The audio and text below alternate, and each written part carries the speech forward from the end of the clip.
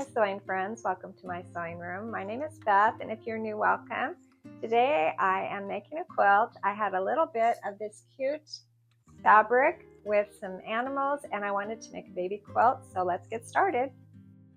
I mentioned I started with the fabric, but really the beginning of this quilt started right here with this old book. I wanted to show you the size of the book. It's pretty old, 1981. So this book's been around a while. The binding is not really great, but I did see this quilt called Birds in the Air. And when I looked up that quilt block pattern in my other quilt books, it's called something else, and I'll leave those names down below. I thought this fabric would be really cute for that alternate square, the block that just the square fabric that surrounds all of those fun quilt blocks, and I used that fabric to choose all the colors that I'll be making my quilt blocks with. One of the easiest ways to pull fabric for a quilt is to use a fabric that has a print with lots of colors that you like, and I thought this fun baby fabric with Humpty Dumpty and the cow jumping over the moon and the three little pigs, that would be a really fun fabric just to choose colors to make my quilt with. So I pulled out these fabrics and then I cut my squares 3.5 inches, and the alternate square there is that white or muslin type fabric, and I'm going to make a lot of half square triangles to make my quilt block today.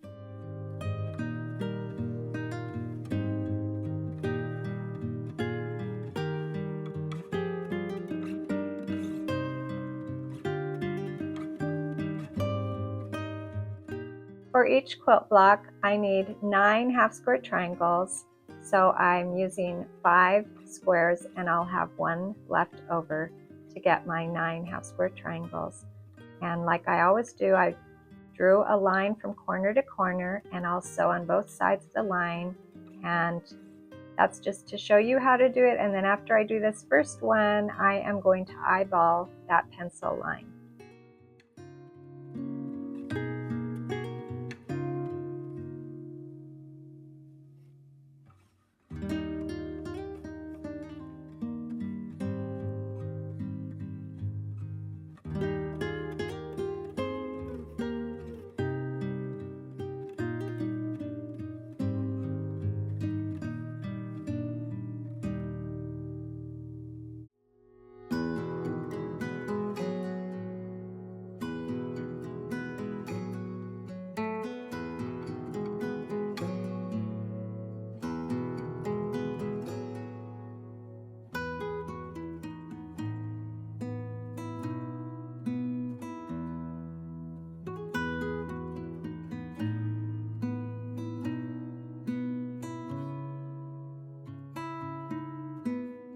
Pressing my half square triangles, I trimmed them all to 3 inches.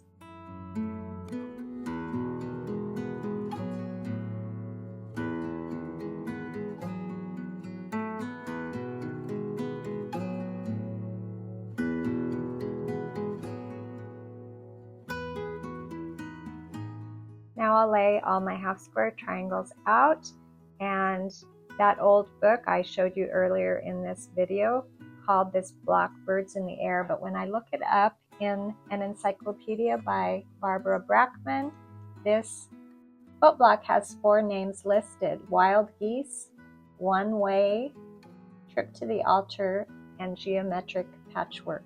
A really simple block that after putting all of my blocks together, I'm making 12. After putting them together, I'm going to set them in my quilt on point.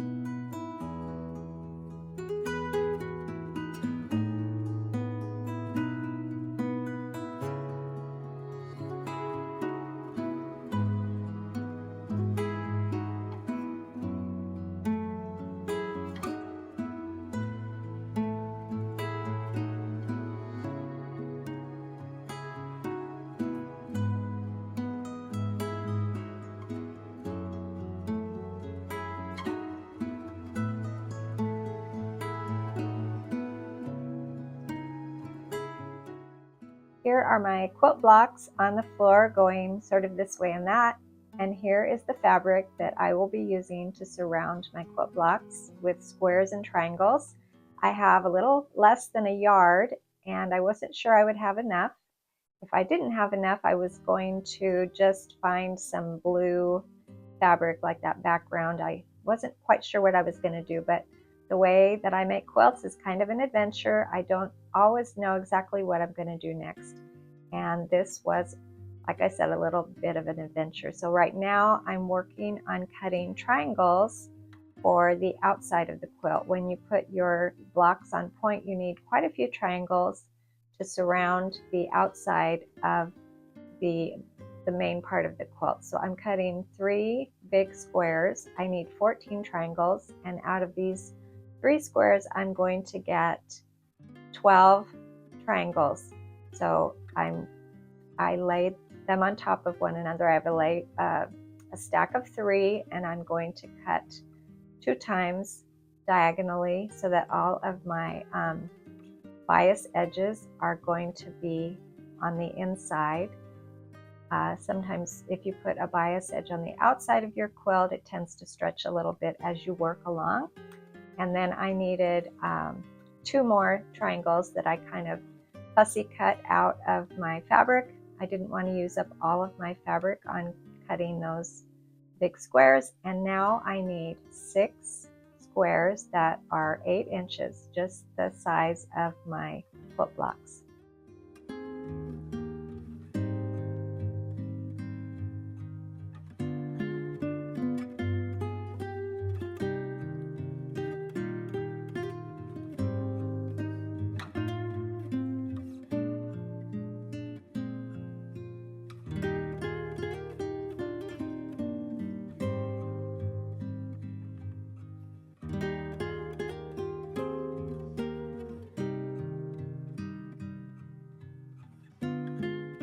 Everything on the floor ready to be sewn together. And so since this quilt is set on point, I need to sew my rows together diagonally. So I'll begin down in the right hand bottom corner there, and I'm going to pick up my pieces and start sewing them together in rows.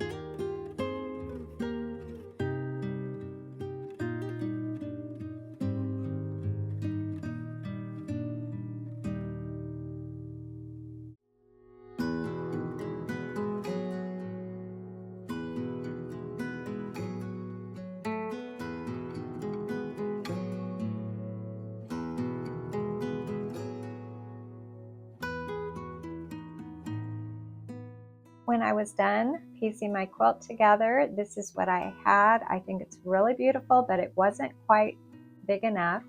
So I am going to add some borders to this beautiful baby quilt.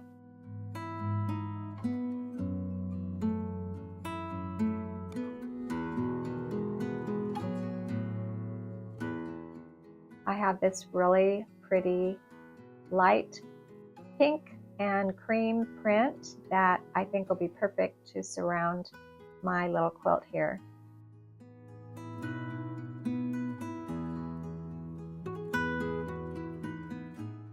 The side borders are 6 inches wide, and thankfully they were just the right length, so I didn't have to piece anything. And the top and the bottom again were just the right size, and they are 4 inches wide.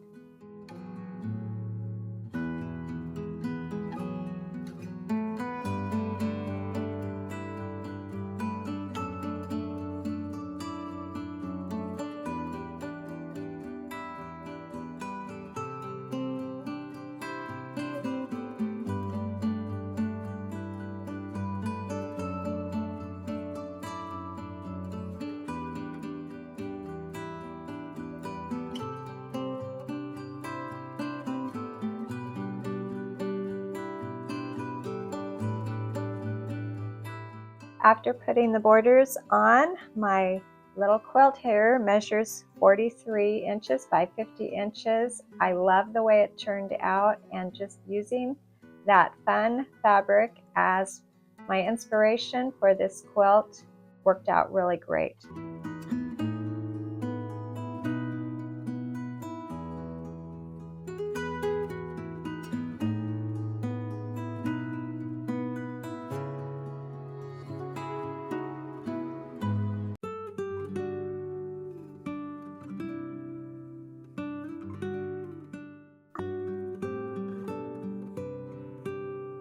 I like to pack too much when I take these trips, but I brought along some 2.5-inch squares. This is a quilt I started a while ago, and that's also nice when you don't have to decide what pattern you're going to use. And I am using some fabrics that I just don't care for that much. I'm going to call some of these ugly fabrics. Now this pink and brown is fine, but I will be slipping in some fabrics that just are not to my liking. But I think when you put them into a scrappy quilt like this, they really hide a little bit, and you're not really noticing all of the what I call ugly fabrics.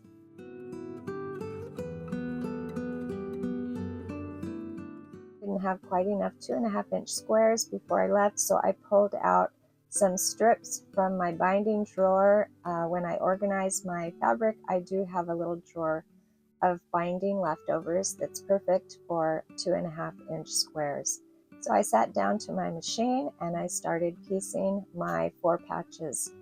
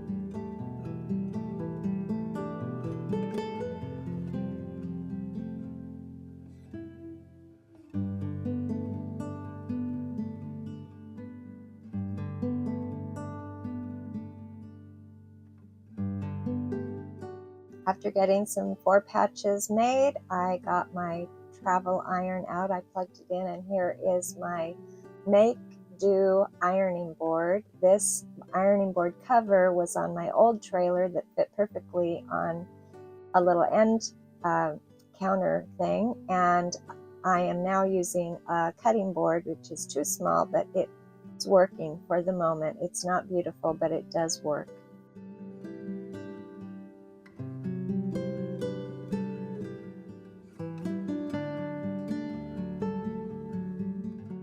Once I had my 4 patches made, I need to make some triangle pieces for the outside of my quilt block. These squares are 4.5 inches, and I need 2 squares for each of my quilt blocks.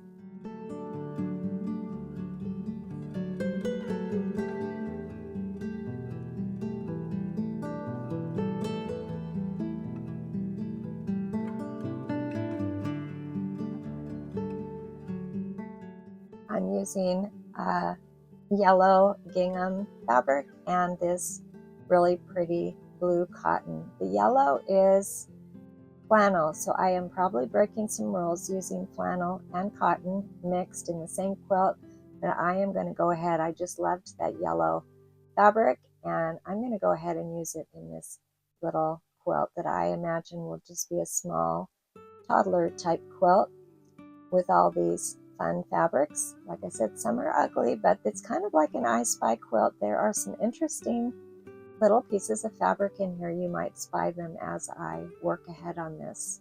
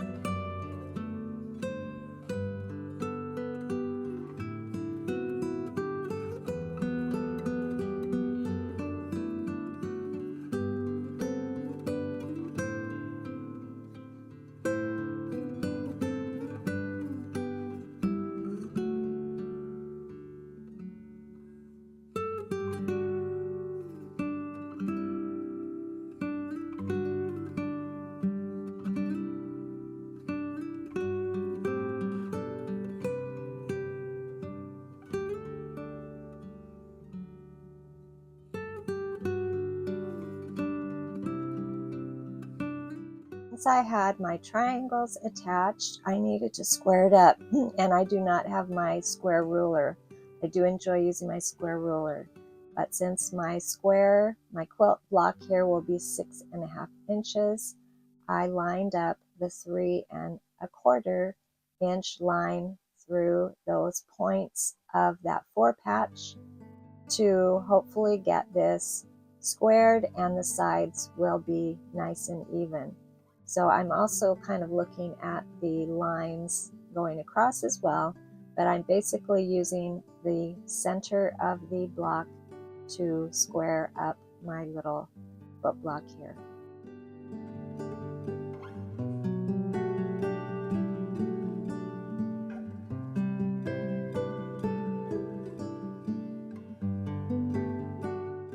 I'll keep working on my yellow and blue quilt blocks. It's a really easy project to pack on this getaway trip we've got, and I always enjoy sewing with you, and I love sewing on my camping trips or wherever life takes me. It's always fun to take a little project along. Today I'm making a baby quilt, and I began with just 8 inches, an 8-inch strip of a fun piece of fabric. It was a very small, narrow piece, but I was able to get a quilt made using some scraps. Let's get started. Here is that little 8-inch piece of fabric. It's not quite the width of the fabric. Some of it had been cut off at the top or the bottom, and I was able to harvest 8 little pictures from this little piece of fabric to start my quilt top. I dug around in my fabric stash and I pulled out these fabrics that I thought coordinated with the pictures. I'm making this for a new baby who has not appeared, and the mom and dad don't know if it's boy or a girl. So I was hoping that this fabric would be for a boy or a girl. It's just a fun fabric with lots of greens, oranges, yellows. And what I did first was I cut those little pictures, trying to leave the frame and at least a 1/4 inch around those printed frames around the picture.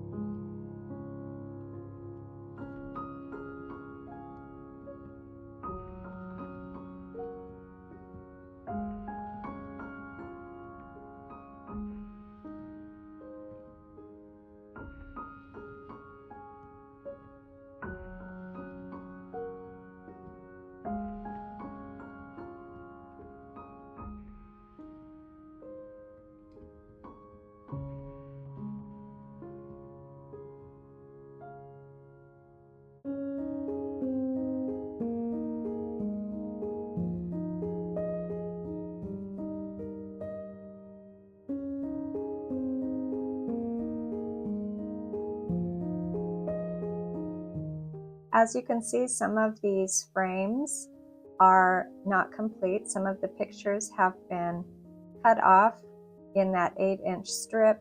So I lost some of the cute little pictures here. Some of them are totally framed, like the ladybug, but these hedgehogs and the raccoon and the trees, they all lost some of that outside border.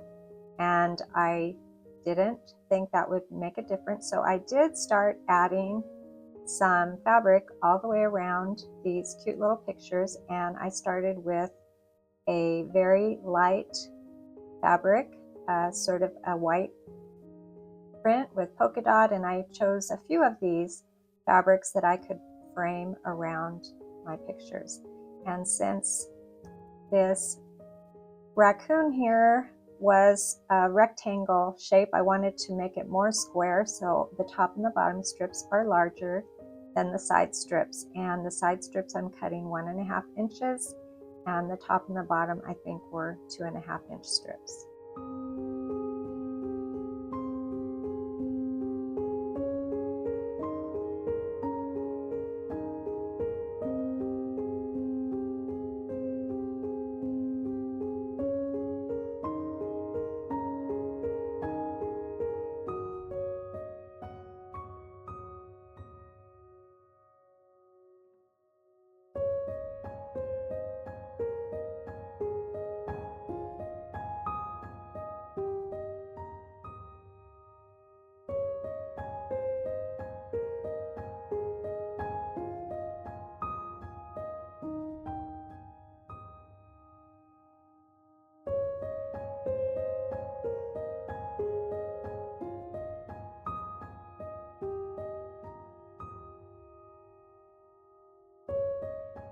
So here's my first block. I'm not doing any measuring, I'm just straightening things up, and after I make my blocks, I will be getting them all together, and I'll show you how I do that in just a couple minutes. And you can see on the left, the salvage is kind of showing, so I did have to get my seam a little closer to that green frame on the print and to get rid of the little dots from the salvage.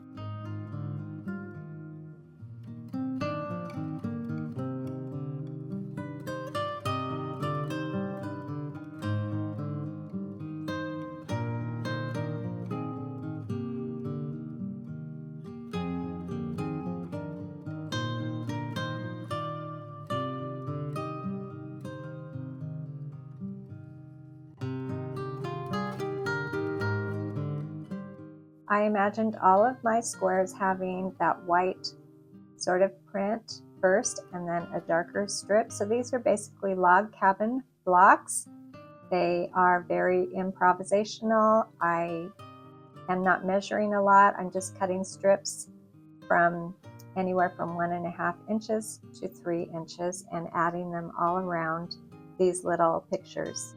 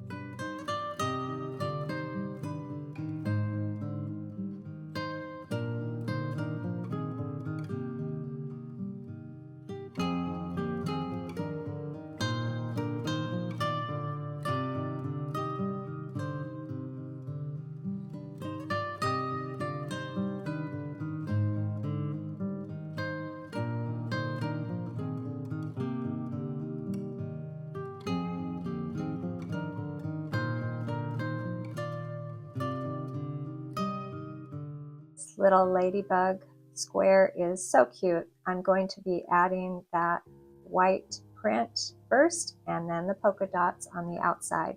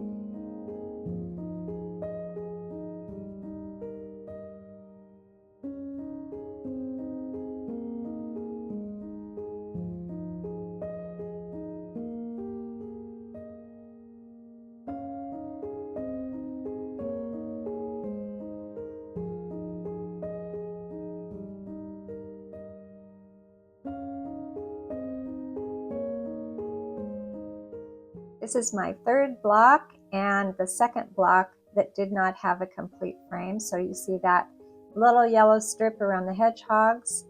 I decided after a couple of these blocks that I did not like the fact that it was missing one side of that yellow frame. So in just a minute, I'm going to go back and fix this hedgehog piece and also that first block that I made. And make sure that these little pictures are totally framed. So here's one of the tree blocks, and I measured that orange frame on the fabric, and it's a ½ inch. So I cut a strip that is 1 inch because I know I'll be losing a ½ inch on both sides for the seam. A 1/4 inch times 2 is a half. So I'm going to add a 1 inch strip to the right side with a similar color. So it's not exactly the same orange, but it's very close. And you know, scrappy quilts work when you get fabrics that are close in color and value. And so this worked out great for this orange one. So after I did this tree block with the orange strips, I went back and fixed both the first block I made with the raccoon and the second one with the yellow framed with the hedgehog.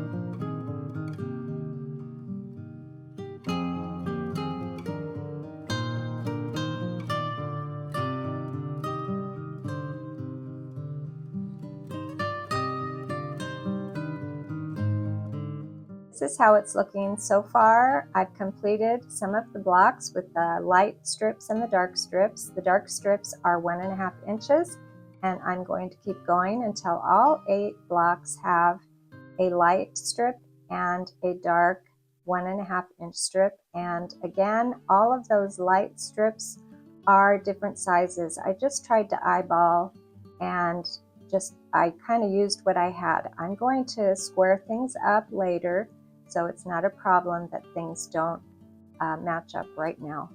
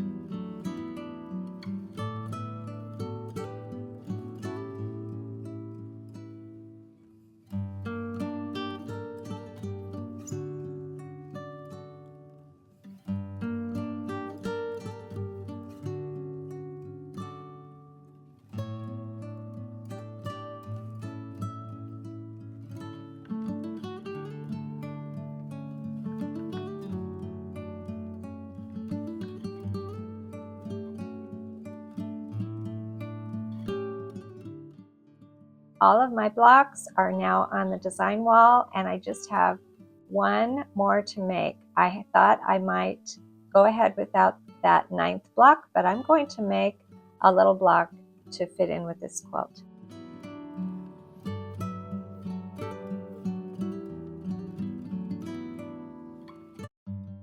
I took a little piece of yellow fabric, 3.5 inches square, and I'm going to make a log cabin very similar to the fun animal blocks that I have in the quilt so far. And this will fill in that little gap that I needed to fill to make this quilt feel just a little more balanced.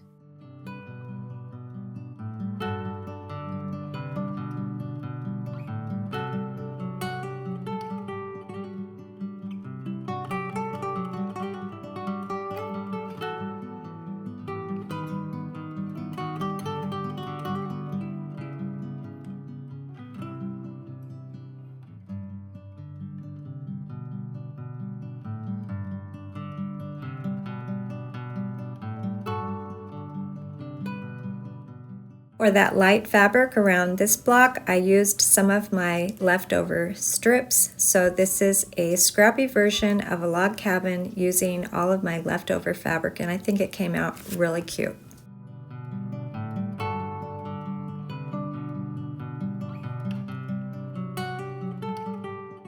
Now that I have all of my blocks up on my design wall, I'm going to try to figure out how to puzzle these blocks together. Like I said, I'm going to put them in columns first.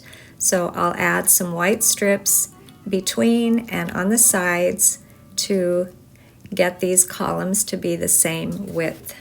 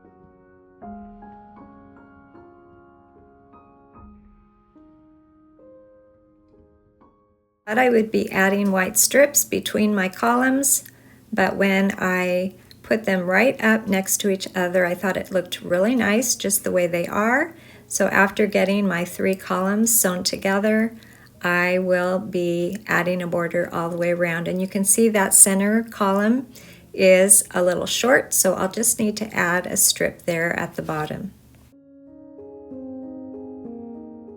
And it looks like I'll need to add a strip on the top of this column on the right. I'll add a white strip about 2 inches, and when I have all my columns ready, I'll sew them together and make it all even on the top and the bottom.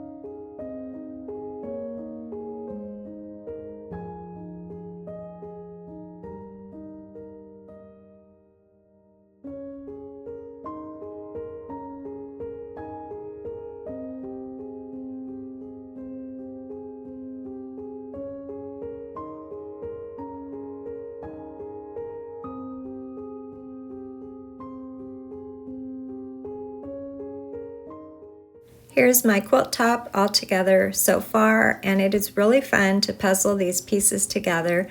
As long as you square up your squares and straighten your edges, it really is a fun way to make a quilt.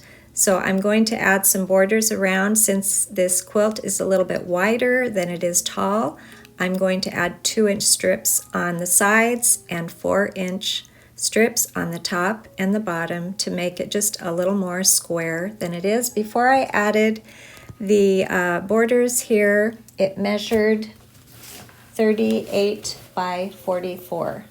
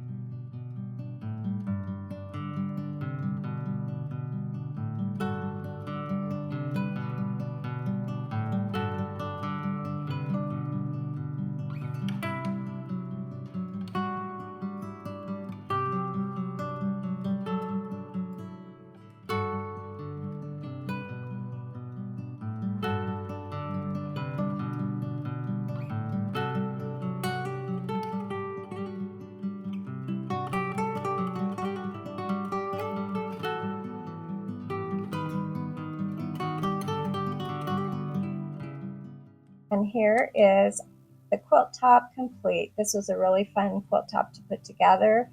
Now I need to make a quilt sandwich and get this quilted for the new baby.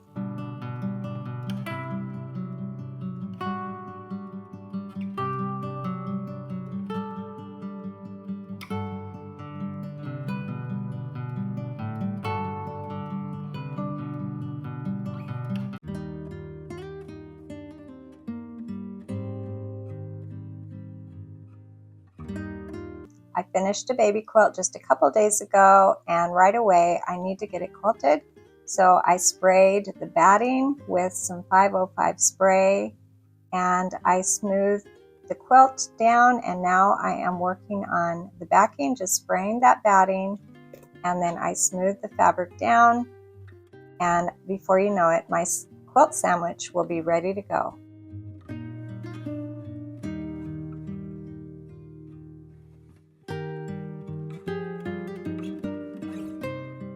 I will be quilting diagonal lines through my quilt, so I found the 45-degree line on my ruler, and I'm going to line this up with the edge of my quilt and use my long ruler to put the lines through the quilt. Now, you wouldn't really need to do them exactly at 45 degrees, but that's how I'm doing it here today. And I'm taking some painter's tape and just setting it along that ruler and just moving my ruler down all the way through the middle of the quilt as I go along and adding pieces of tape.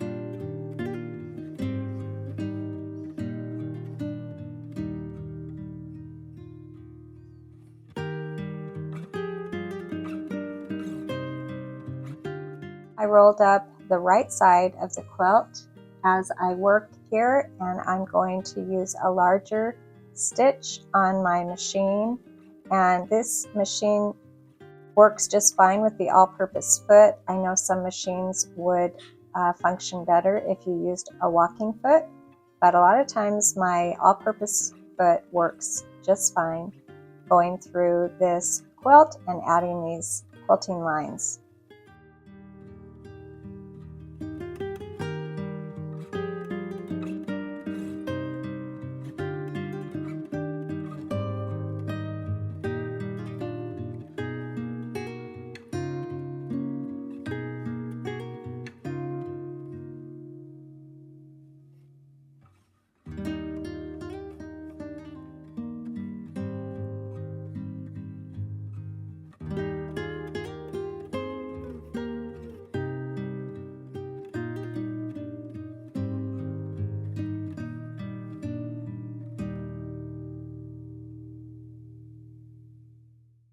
After getting that first important quilt line through the center of my quilt, I took my ruler again, and I'm going to measure 3 inches away from that quilting line. I'm just putting the 3-inch mark on my ruler right on that sewing line and putting some tape to the right of that first line, and then I'll be sewing along these pieces of tape. So I reuse the painter's tape, and I use it as long as I can, as long as it stays sticky enough to adhere to the quilt.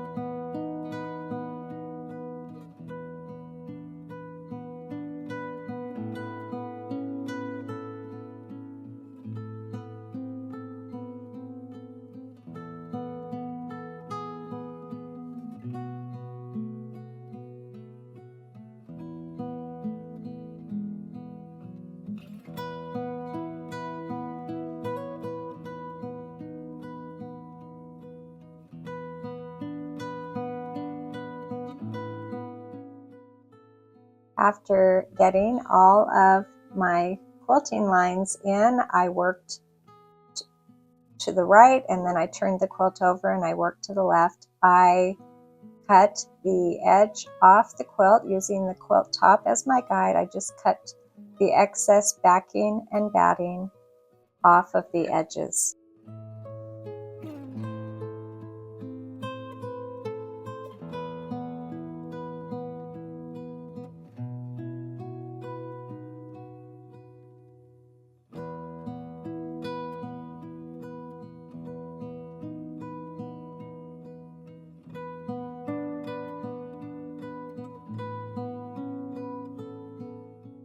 I found this beautiful green, orange, and yellow print for my binding, and I'm cutting 2.5-inch strips, and I need 5 strips to go around. First thing I needed to do was to give myself a straight edge, so I'm going to cut 5 strips 2.5 inches wide.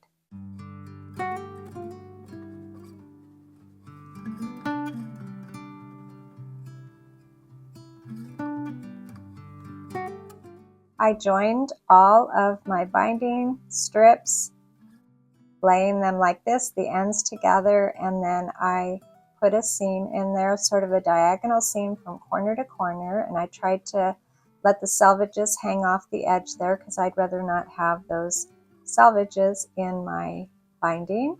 And after making sure it's straight, I just cut off those triangles there and tried to cut a little bit of that selvage that's hanging off there, and then I will press this long strip of binding in half and then attach it to my quilt.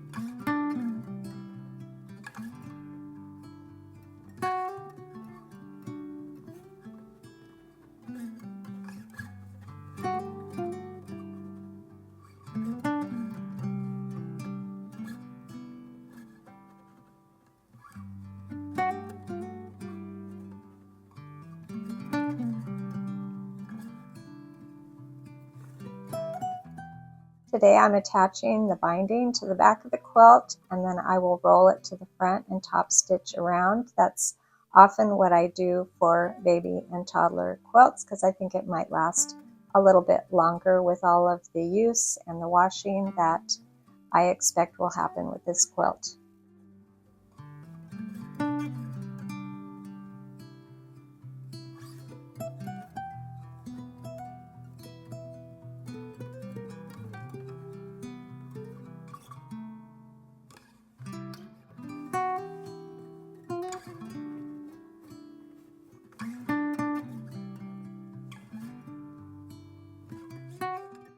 As you can see, I left a little tail before starting to attach the binding.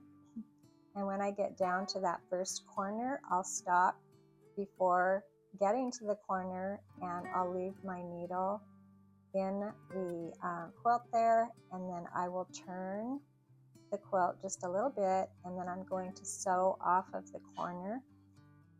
And I have a little tiny sort of angled seam there, and then I turn the quilt and I lift that binding up, and then I fold it down so the fold is right on the edge of the quilt, and I'll start sewing right there at the top of that fold, and I'll do the same thing all the way around.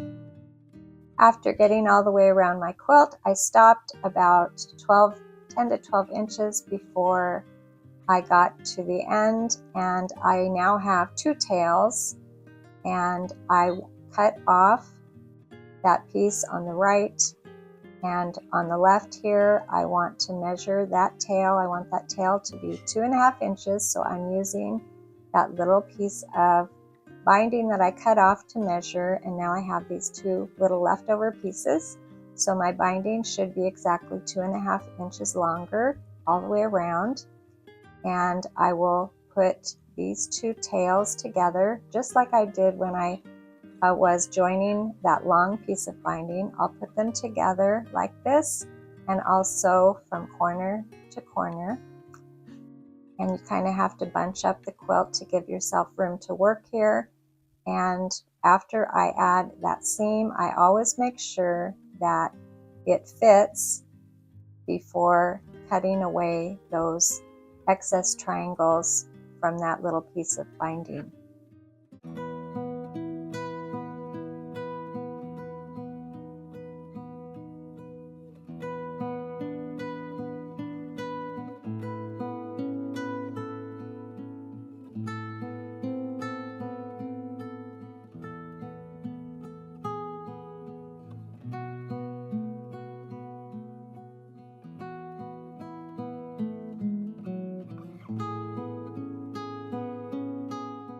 So I cut away those little triangles after making sure it fits, and now I'm going to lay that binding down, and I will pin, and then I'll finish that stitch from where I ended to where I began, and all that binding should be now attached, and I can roll it around to the front, and then I will top stitch all the way around the quilt.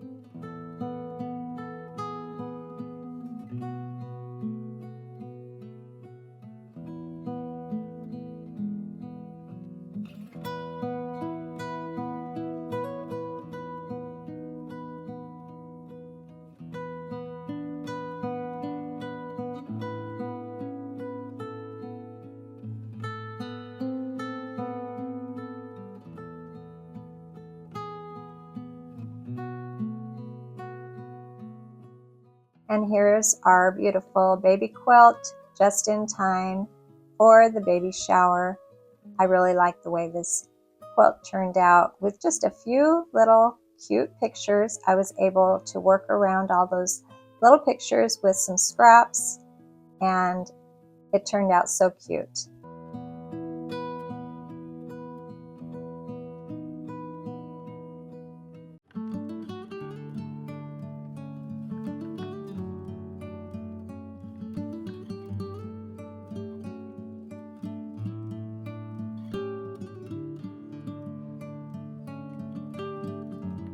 Today I'm making a string quilt using some very large diamonds. I made a template out of a cereal box, and I wanted a large diamond. I did not have the shape, so I went ahead and made one for myself, and I'm going to show you how to put this quilt together. Let's get started. This is a quilt I've been wanting to make for quite a while. I wasn't sure how I was going to go about it, and today I'm going to show you how I decided to put this quilt together. Since these diamonds are rather large, I wasn't sure how I was going to execute this quilt. But the first thing I did was I pressed a lot of these scraps, leftovers from other quilts that I've made, and the edges aren't always super straight. That's okay. I pressed them, and then if they needed it, I trimmed them, because I do not need them to all be the same width or the length. I just wanted to use some of my leftover fabrics.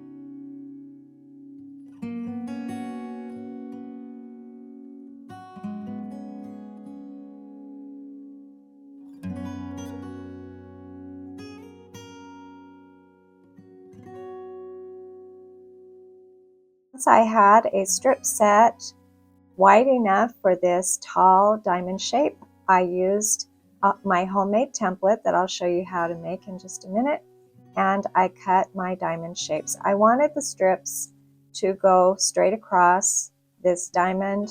I could have laid that diamond shape along the edge of the strip set and the strips would sort of go diagonally through the quilt, but I wanted the strips to go straight across. That's why I used this template, and there's my first diamond shape.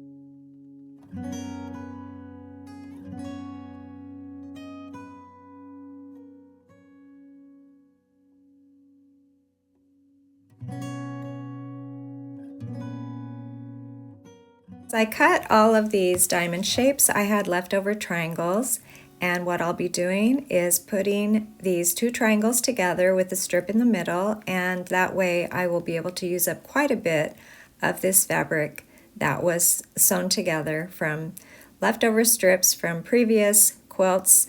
A lot of this is from backings and the sides of the quilts when I was putting them together, so they're pretty long strips, some really fun fabrics for a little boy quilt.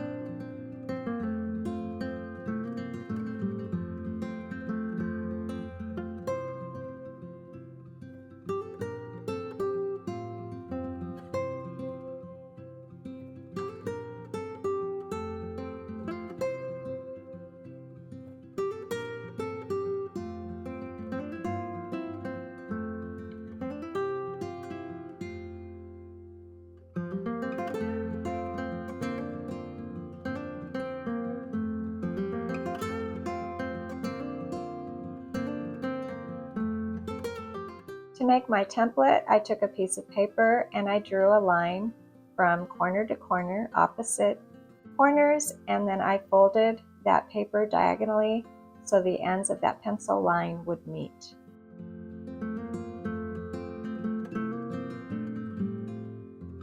After folding my paper, I measured away from that pencil line 4 inches on both sides.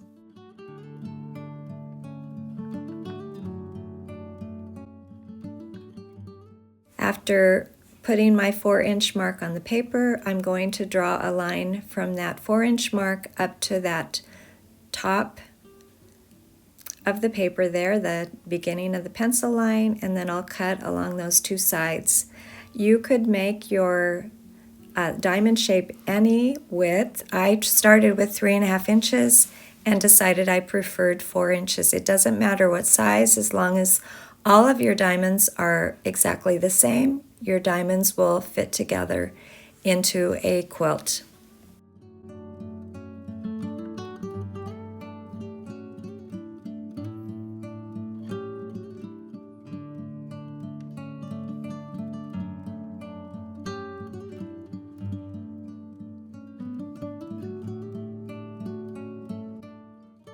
As you can see here, I used that paper pattern to make my template out of cardboard, and what I'll do is I'll use my cardboard under my ruler as I cut my diamond shapes.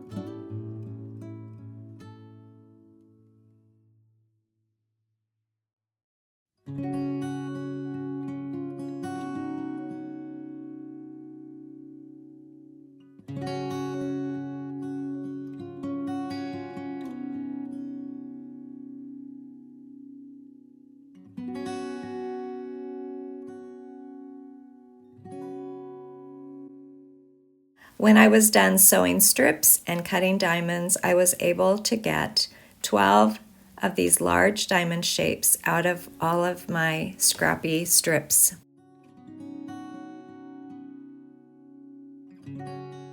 For the inside diamonds, there are 6 areas there that need some background fabric, and I'm going to be cutting 6 diamond shapes the same size out of a cotton sheet.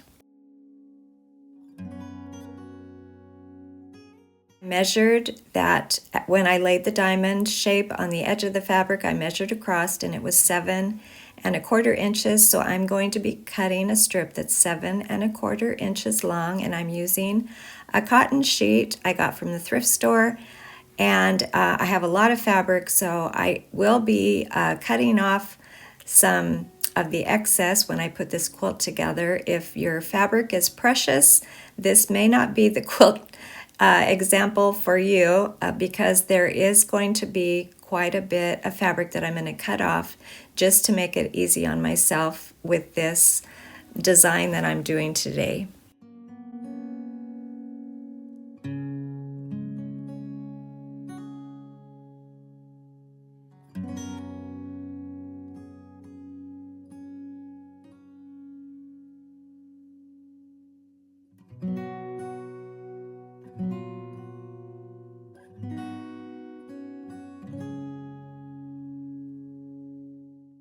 Once I had that strip of fabric cut to 7¼ inches, because that was the size of my diamond, all I had to do was go along and cut these pieces out just on the 2 sides there. And again, I need 6 diamonds for the inside pieces of my quilt, and then after I fill in the centers diamonds, I'm going to show you how I did the outside diamonds.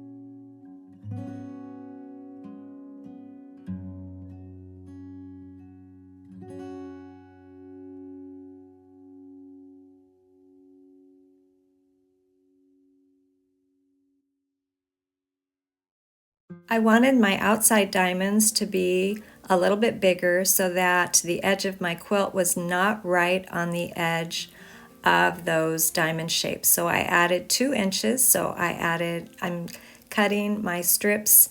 I think I sized it up to 9.5 rather than 9.25, and I just made some dots at 9.5 inches, and I cut a long strip 9.5 inches wide.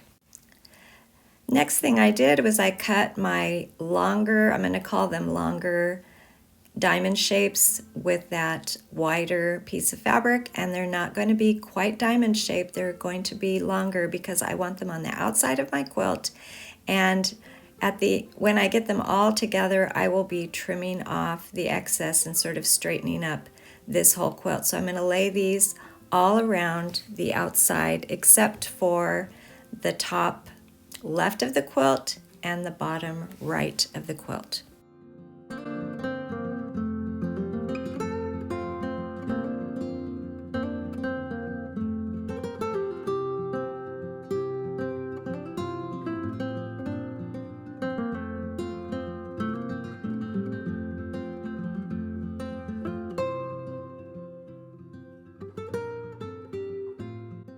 Quilt was getting larger. I wanted to better visualize what was going on, and I laid it on my floor. So there are the longer diamond shapes on the top, and you can see they're all going the same direction.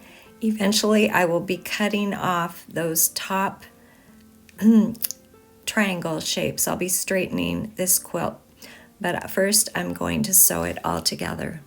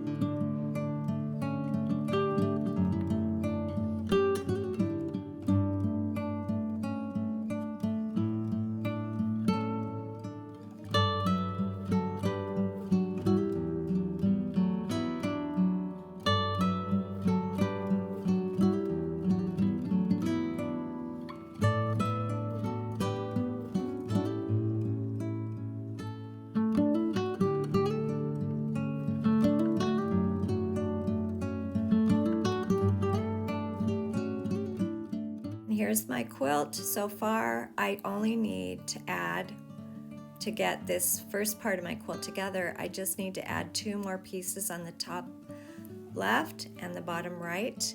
And these are just longer strips that are also that 9.5 inches.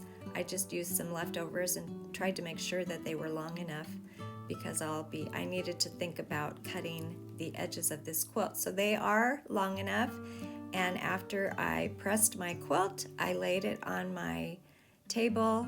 I needed a larger area, but I laid it on my table and I cut the edges of the quilt to straighten them. So I'm going to have a lot of leftover triangles.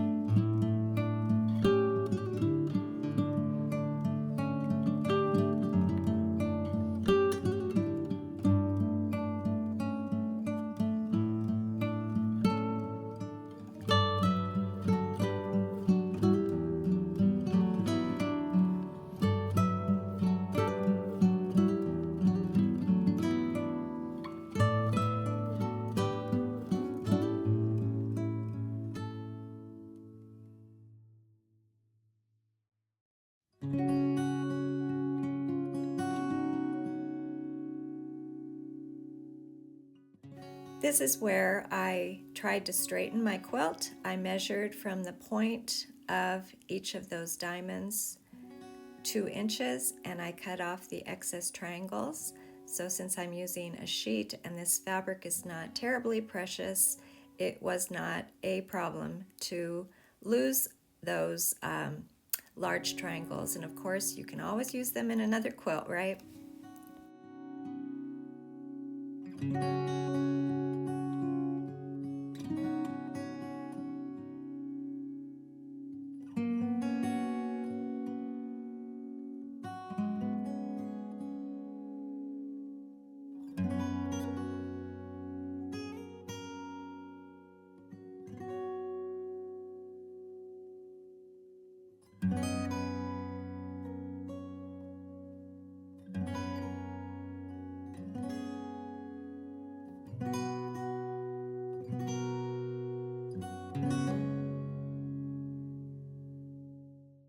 I love the way this quilt is turning out, and the last thing I'm going to do is I'm going to add 4-inch border all the way around.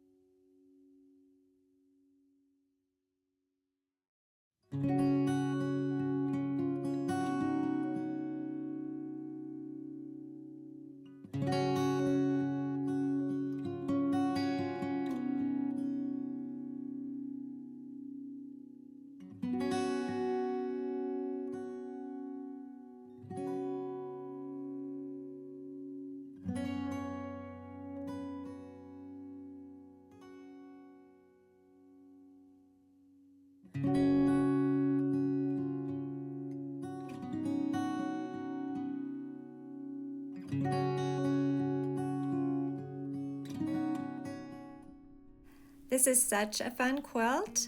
I'm looking forward to quilting it very soon. The baby is almost here and I want to get this quilt ready to go.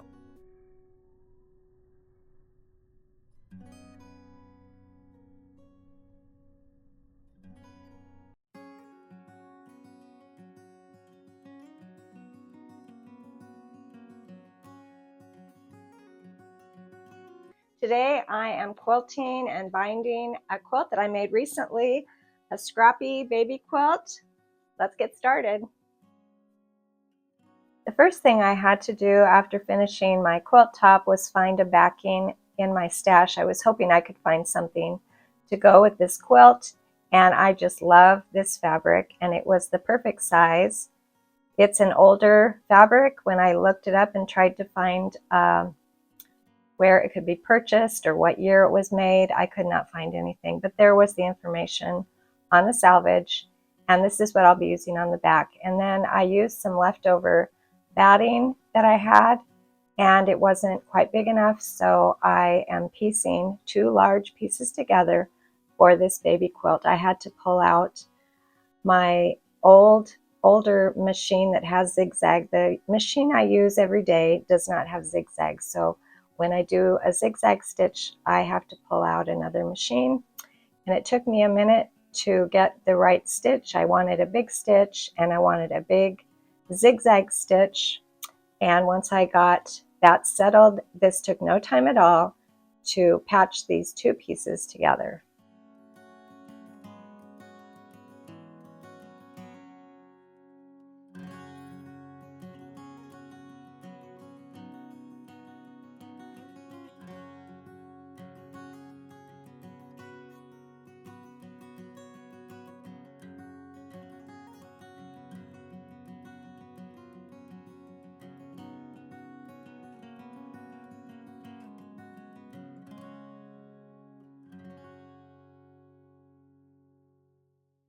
Now that I have the backing and the batting ready, I'm going to make my quilt sandwich, and I'll lay the backing down face down. I'll put the batting on top of that. I'll get everything lined up, and then I'll use a spray called 505 spray, and I'll just use a tiny bit on the batting. I spray the batting, and then I smooth the top down, and then I smooth the backing down. I turn it over and I do the same thing on the back.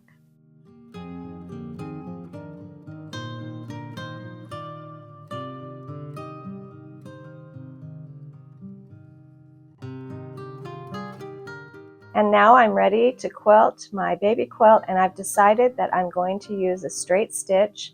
So I put a walking foot on my machine, and I'm going to follow the angle of those big diamond shapes, and I want to start the angle way out at the edge of the border. So what I did is I took a ruler and I laid it along that diamond, and then I took a bamboo skewer. Some people use something called a Hira marker. I think it's called. I don't have one of those, but this bamboo usually works pretty good for me. I just do one seam at a time, so I mark it, and then I'll be going on both sides of the seam. So I'll also be going on both sides of that little mark that I made on my quilt. And I started somewhere in the middle and just started following that angle all the way through the quilt.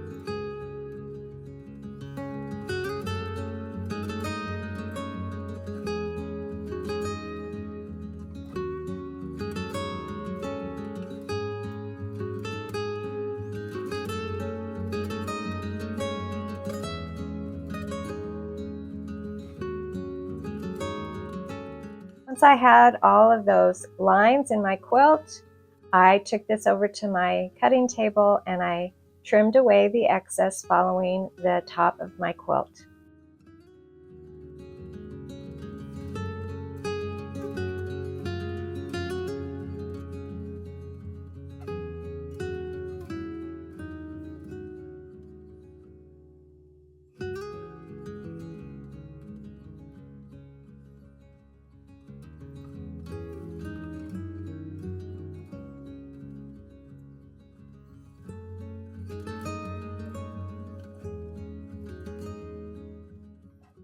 I found this beautiful red polka dot in my stash, and this is what I'll be using for the binding. I'll cut all the strips 2.5 inches wide, the width of the fabric.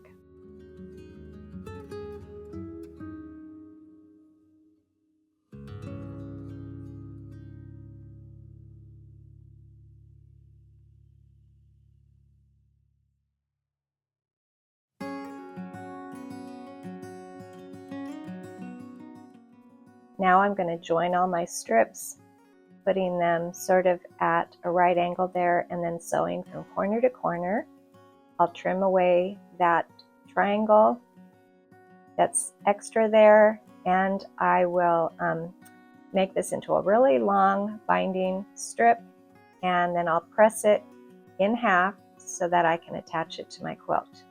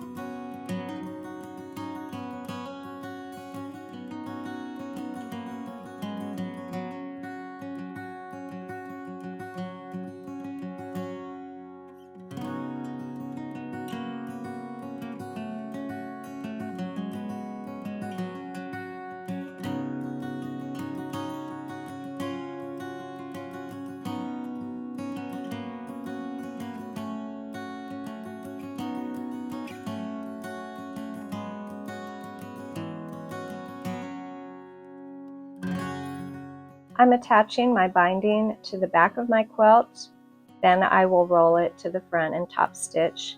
So I'll leave a tail because I'm going to do a continuous binding on this quilt, and after I get all the way around, I'll show you how I'm going to attach those two ends. So I'm going to start somewhere in the middle on the side, leaving about 10 inches or so, and when I get to the corner, I will stop right before the corner, maybe a 1/4 inch before the corner, and I will leave my needle down, and then I'll pivot my quilt and sew off of the corner of the quilt, so I'll have a little angled line there. And then I put the quilt down and I lift that binding straight up, and then I fold it right down, and then I'll begin sewing at the very top, and that will give this a nice corner when I turn the binding over to the front.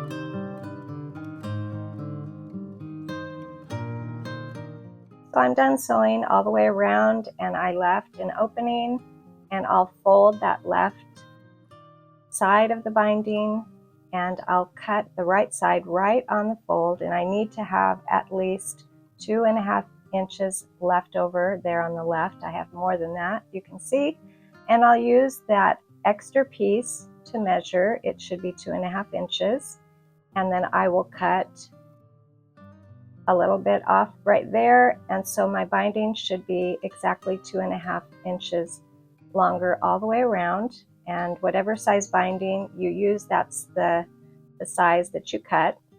Then I open those up and I will be placing them together just like I did when I was joining that long piece of binding, sort of at a right angle, and I'll pin it and I'll sew from corner to corner, and this should fit exactly onto my quilt. And I always double check after sewing that seam. I make sure that it fits correctly, and then I pin it down and I finish sewing that opening, and you just don't know where the binding ends and where it begins. So this is just a little trick to get your binding on your quilt.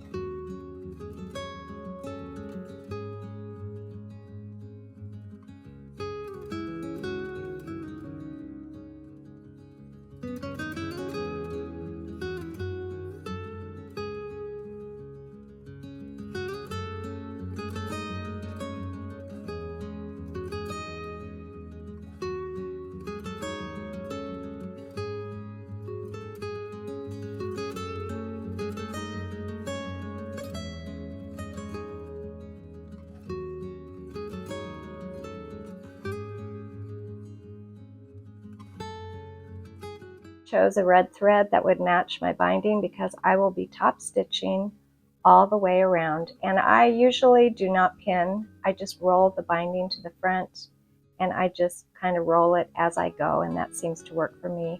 I've seen many quilters will pin all the way around, and I do sometimes, but today I am just going to roll and go.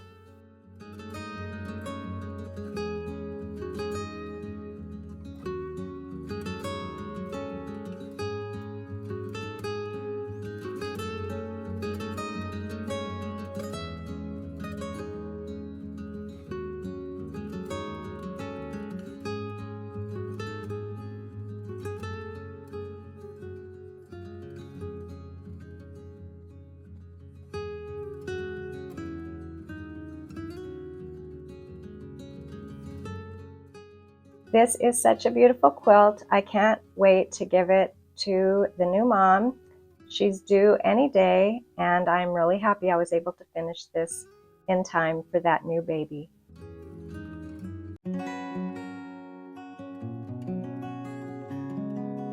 Today I'm beginning a baby quilt, making this very simple block with strips on point. I started with a fun fabric, and I began with this fabric, so it's kind of going backwards. I'm using the backing fabric as my color guide, so I pulled out some solid fabrics that went along with my backing fabric, and I will be cutting strips, 3 strips for each block, and they're all different sizes. The only constant is that all of the strips need to equal 6 inches total. So this is 1 3/4 inch. I will be cutting 1 1/4 inch and then a 3-inch strip. They all equal 6 inches, and when I have sewn the 3 strips together, it should equal 5 inches, and so I'll be cutting a 5-inch block. So here's my 1 1/4 inch strip, and then I will cut a 3-inch strip.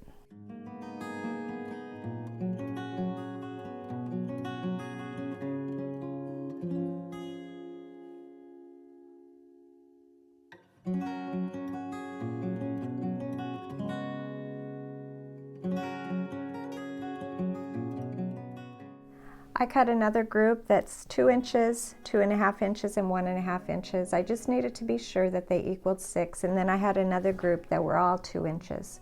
So I'm going to take my 3 strips, and they can be arranged in any order, and I will be sewing them together. Get my strip blocks on point. I also needed some squares, so I cut some 4.5 inch squares. I cut those in half, and I'll need 2 squares for each of my strip blocks.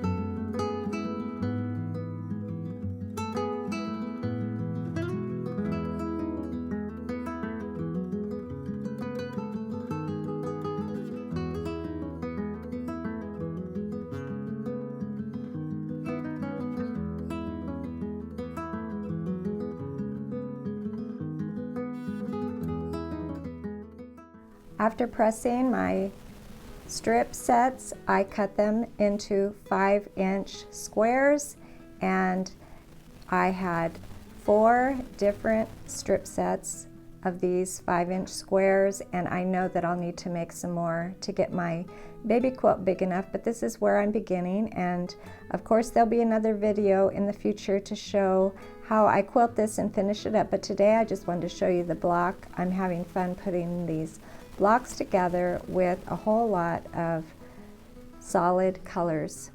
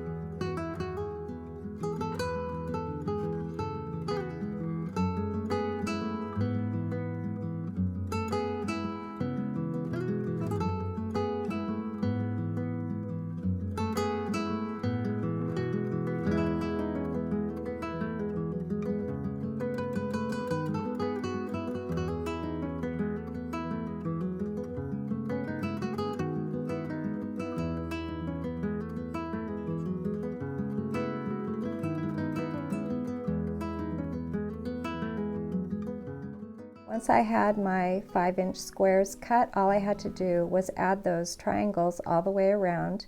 Those 4.5-inch squares have been cut in half, and I will put 4 triangles around each of my 5-inch squares.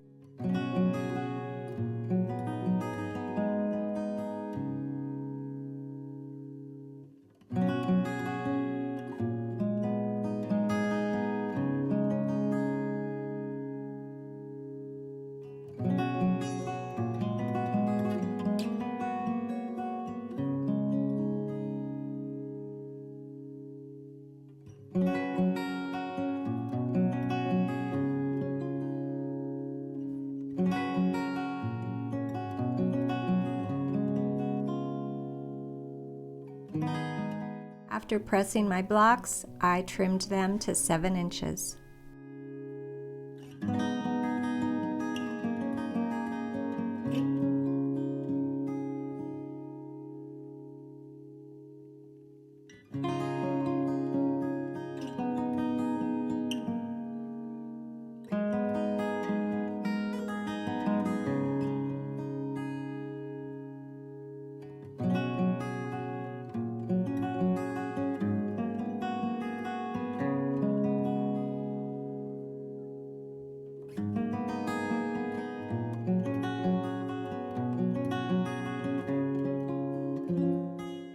This quilt is going to be beautiful. I really love playing with my fabrics, all the different colors, and that backing fabric was the perfect inspiration for this fun baby quilt.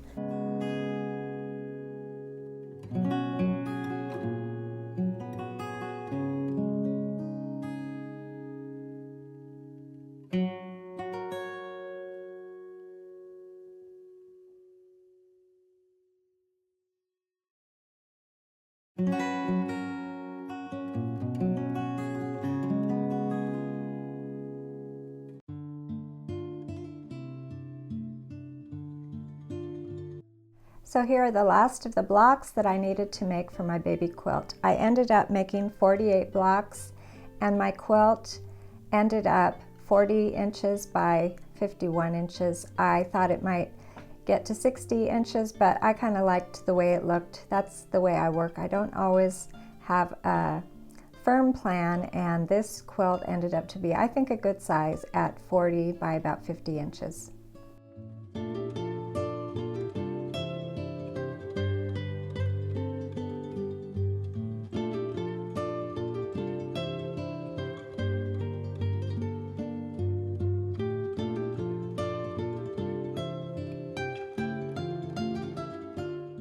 After pressing the last of the blocks, I trimmed them all to 7 inches. I tried to get the 3.5 line at the corner of those center squares, and that way they would line up a little bit better when I put this quilt together.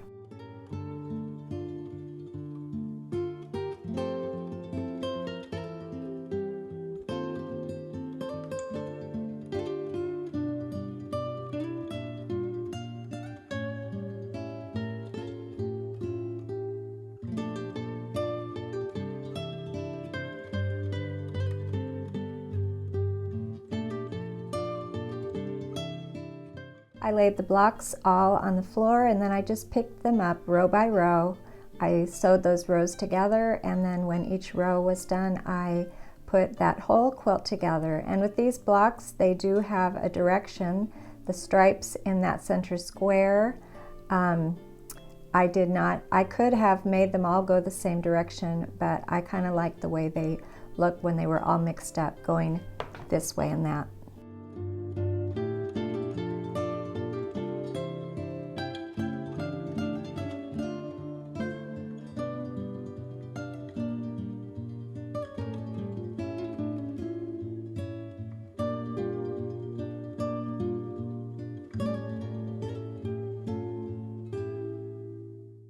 Since the backing fabric I began with was not quite big enough, I dug around in my orphan block drawer and I found these colorful pinwheels, and I had just almost enough to go across the middle of that quilt, and I'm going to sew them together in sets of 2, and then I'll put all those little 2 pinwheels together in a row, and I'll have almost enough to go across the quilt. I added little strips of fabric on both sides to give me that little excess I needed for when I quilt this quilt.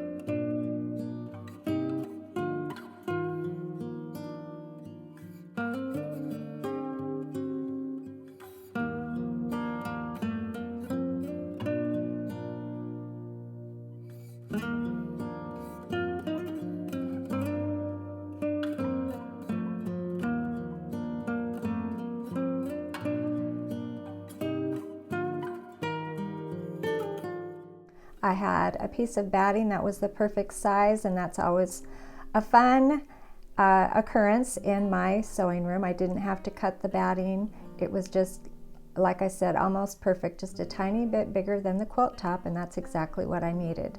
I used a 505 spray, and I sprayed the batting. On the top here, I started at one end and then I moved across little by little. I just smoothed that quilt top onto the batting.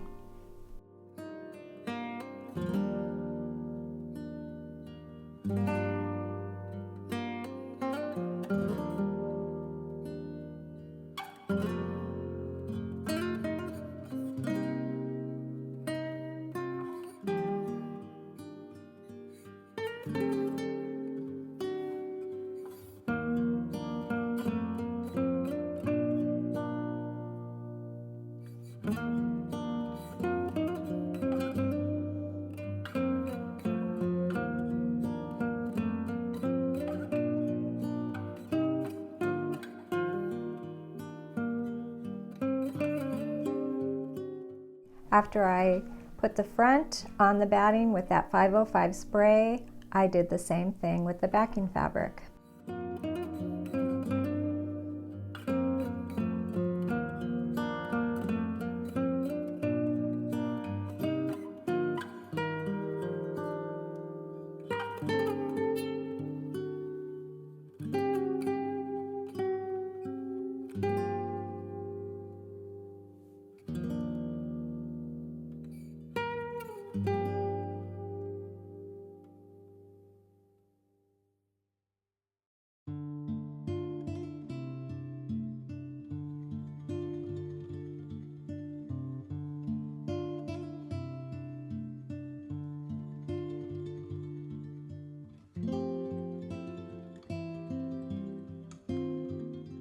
I quilted my baby quilt through all of the quilt blocks, diagonally through all the quilt blocks, going both directions. I started in the middle using a little bit larger stitch, and with this quilt I used a light blue thread.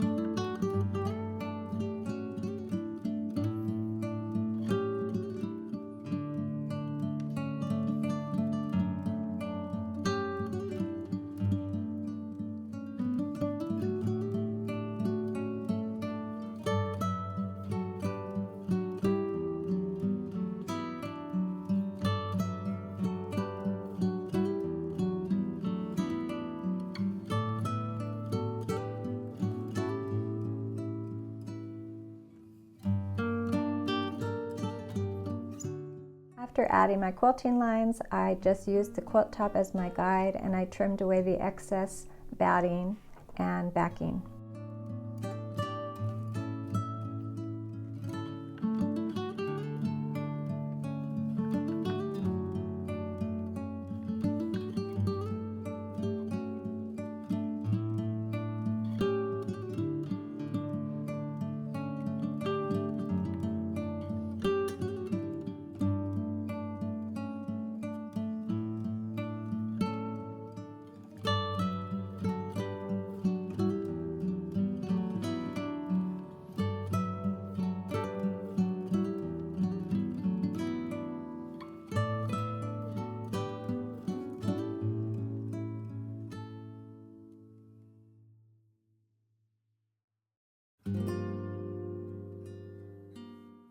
Here are my 2.5-inch strips I'll be using for my binding, and I joined them so that I would have enough to go all the way around my quilt.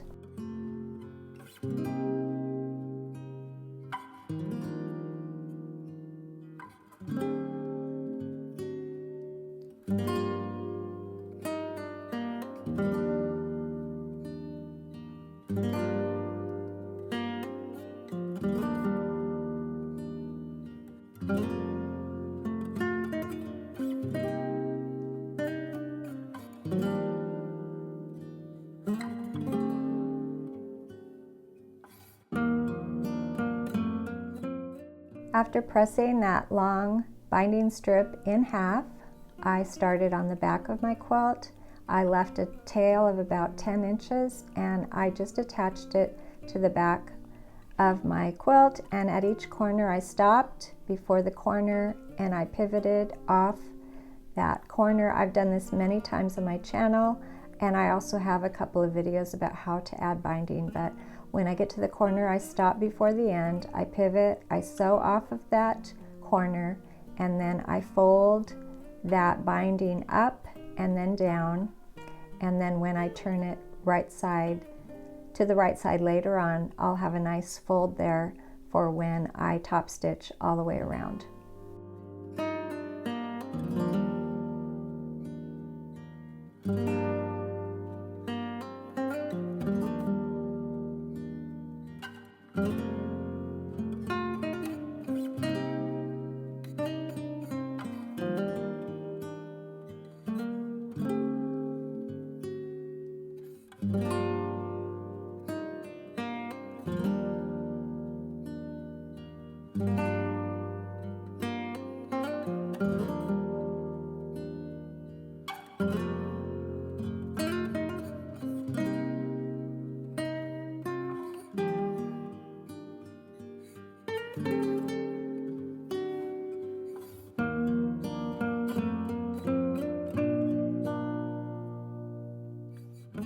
After I went almost all the way around, I stopped before I got to the end, and now I have two tails. I will fold one over sort of in the middle, and I will take that one on the right and I'll cut right along the fold. I need 2.5 inches left over on that fold, and I'll use that piece that I just cut off because that's 2.5 inches, and that will be my guide. I need that strip on the left to be just 2.5 inches so that this binding fits perfectly around my quilt. If you use a different width strip, if your strip is 2 inches, for example, you would need to cut a 2-inch extra piece there. And now I'll put the right sides together, again, sort of at a right angle like I did when I was joining my binding pieces. And then also a diagonal line sort of from corner to corner there, and I'll trim off that excess triangle.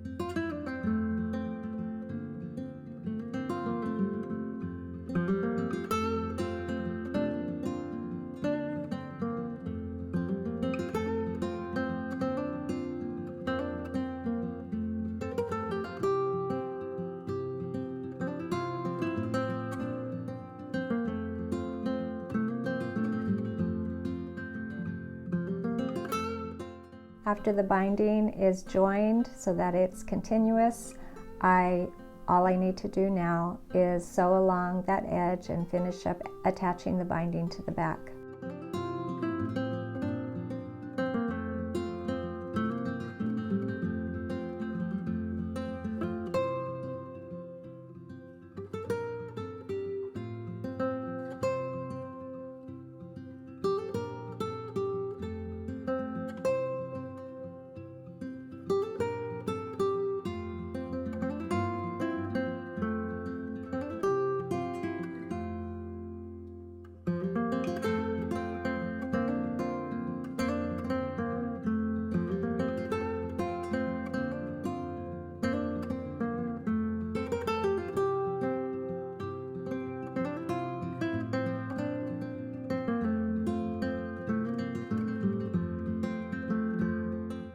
Rolled the binding to the front, I pinned it down, and then I top stitched all the way around.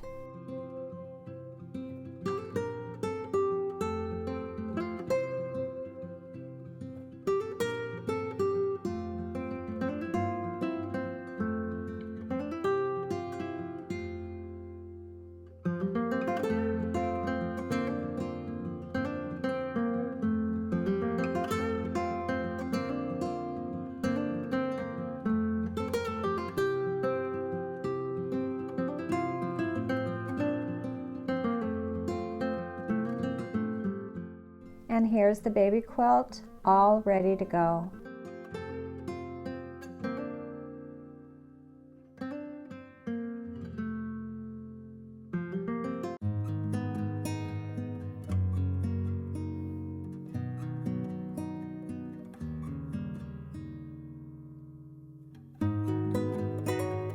Today I'm sharing with you how I quilted this beautiful baby quilt using a new pattern. To me, it's a very simple way to quilt, but I have never used this design before, so I thought I'd show it to you today.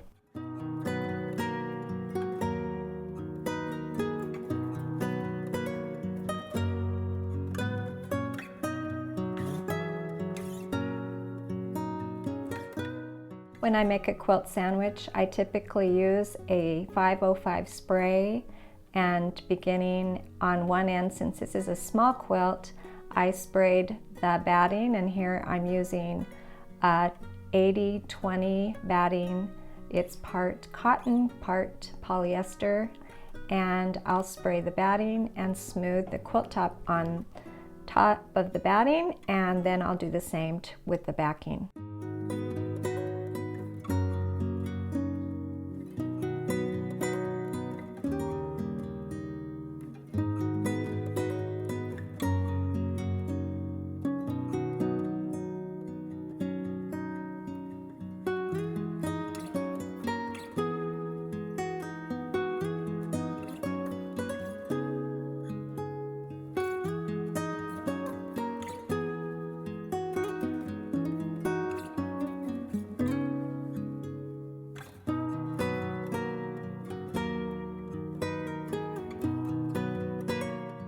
I had this beautiful yellow fabric in my stash that matched perfectly with the yellows in my quilt top, and I had just enough. And it's always fun when that happens. It's like this piece of yardage was just waiting for its moment, and this is the time this little piece of yellow fabric came out to shine. And believe it or not, I had a little label on there that said 25 cents. I think I bought it at the thrift store for 25 cents, and it was just the perfect size. I will put my quilting lines diagonally and do some squares that are on point using that 45-degree angle. But today I'm going to try to make some diamond shapes using the 60-degree line on my ruler here. So I tried to line it up with the edge of my quilt, and I'm going to use some painter's tape, and I'll put the tape all the way along that ruler, all the way through the middle of my quilt.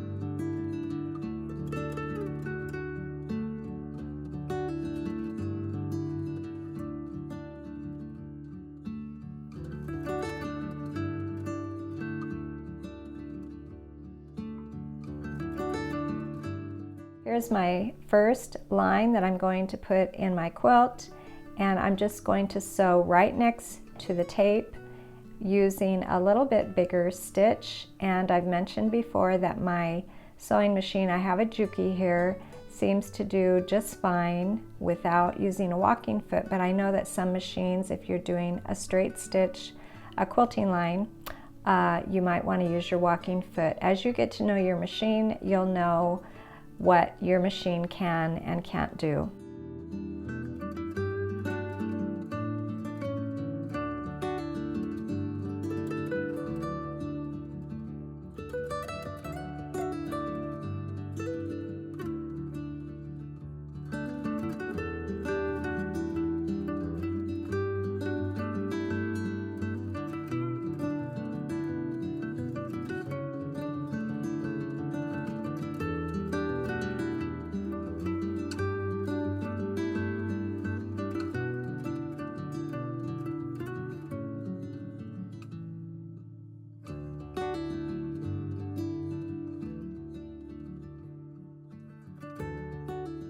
I had that first line in there, I took my ruler and I laid my ruler 3 inches. I put the 3-inch line on my first stitch, so I measured 3 inches away, and I used the same tape. The tape was able to really pretty much get reused over and over again for this whole quilt. So I used these little pieces of tape, and I'll just move out from the center here 3 inches away.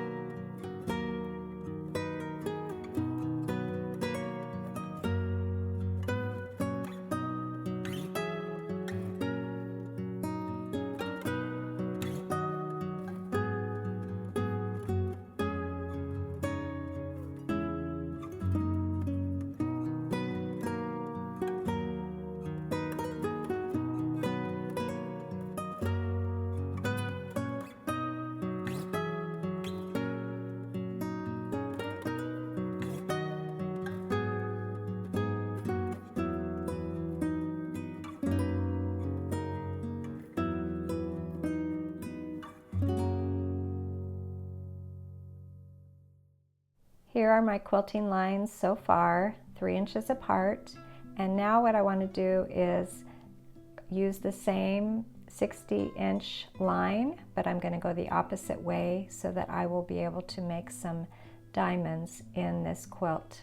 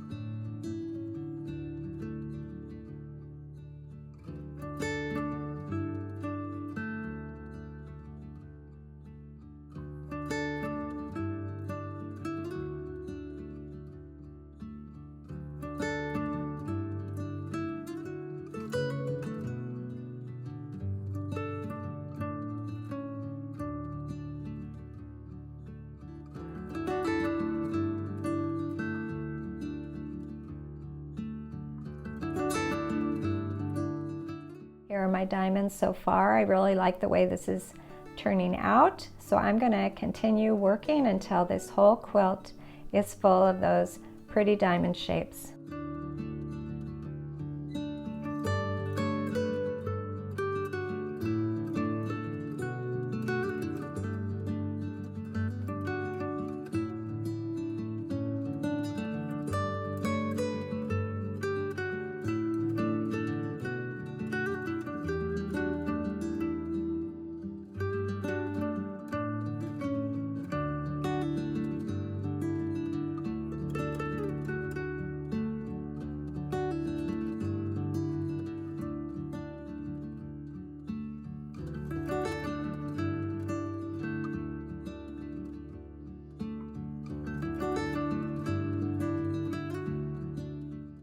After quilting the whole quilt, I trimmed off the excess batting and backing using the quilt top as my guide.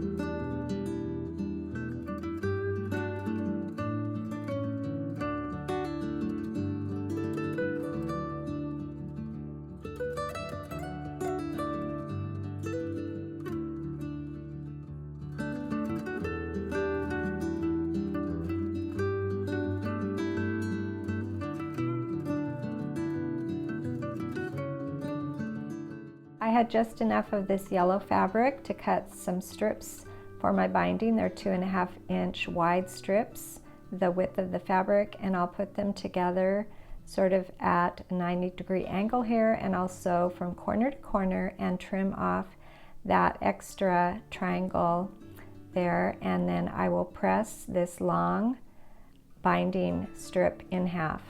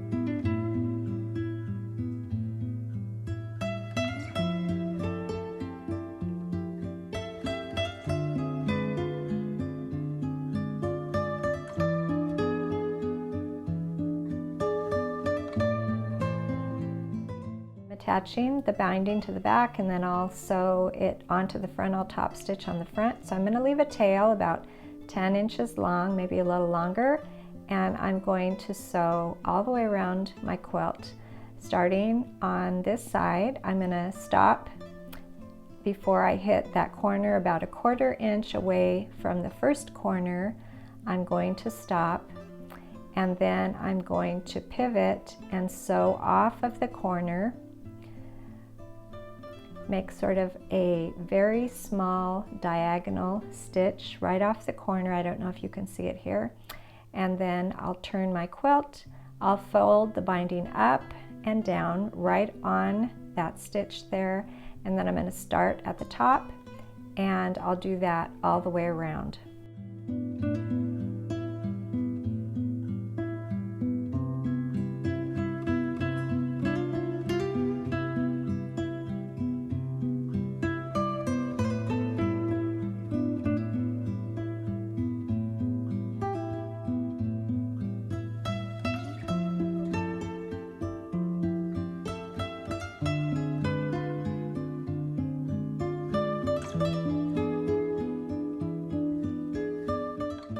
I stopped before I got to the end, and I want 2 tails.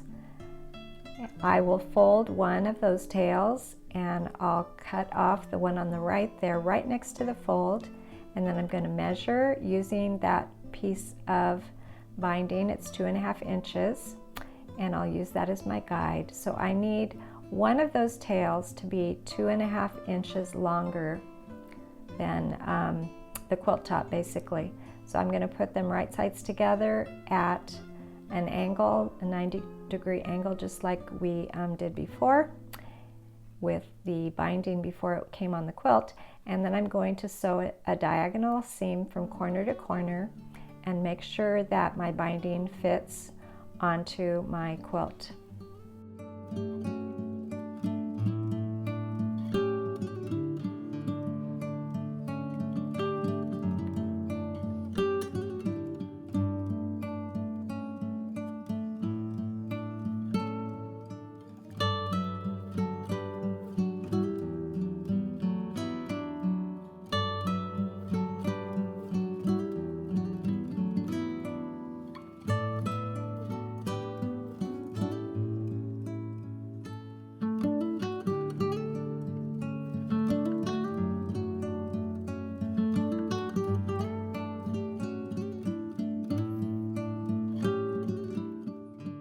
I pinned down that binding along that open area where I haven't sewed it down yet, and now I will finish sewing the binding on. This is called a continuous binding. You can't really tell where you started and where you stopped.